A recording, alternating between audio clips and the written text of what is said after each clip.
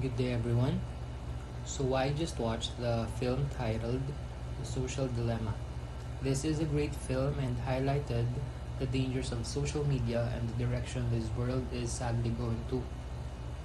Social media has had a huge impact on our society. It has been a great way to connect people from the opposite side of the world and reconnect people who haven't met in years. This has been personally useful for me as my work won't allow me to go to a traditional face to face class. This has been amplified because of the ongoing pandemic, because most people prefer to stay at home, which is a good thing, of course, because we might contract the virus.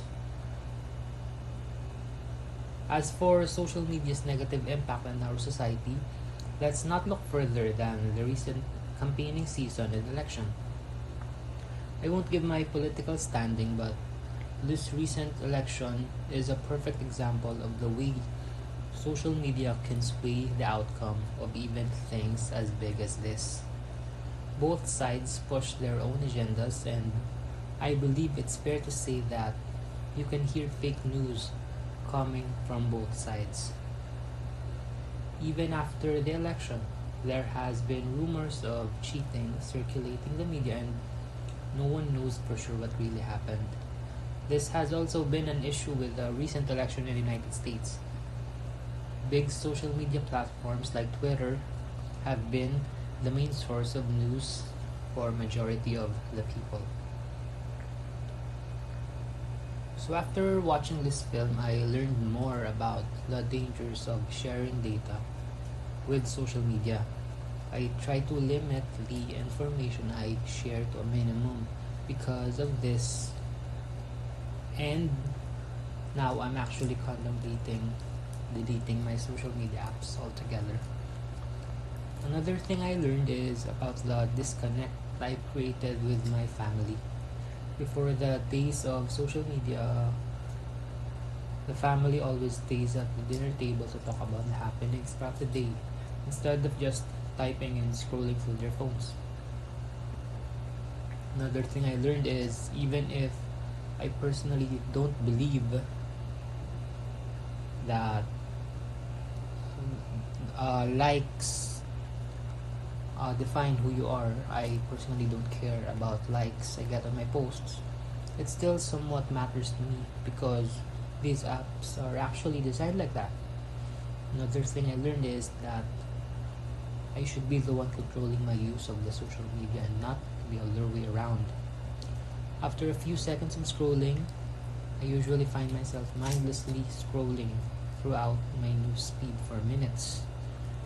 And lastly, and what actually scares me, is the realization that the internet will eventually overcome us if nothing changes. This is due to the fact that the internet keeps on evolving while accepting billions of data every day, while we as humans, well, we're pretty much done evolving. My favorite quote from the movie is, if you are not paying for the product, then you are the product. Throughout the years that I've been using social media, especially Facebook, I always thought that it was weird that something that me and my friends were talking about the other day suddenly pops up in my recommendations. We used to joke about our phones spying on us, but I quickly realized that this joke was not just a joke or a conspiracy theory, but it was actually a scary fact.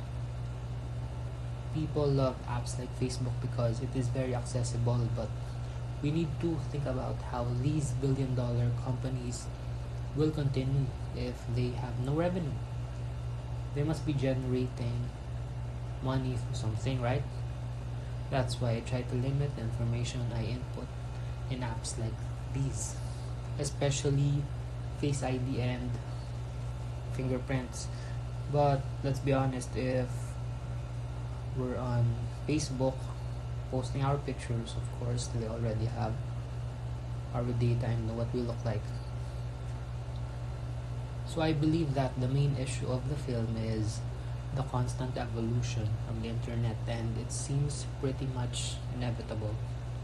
As the film said, the people at the top who could change the course we are headed mostly don't care and just seem to look for their short term success. But we need to think, how would anyone be at the top if we're all gone?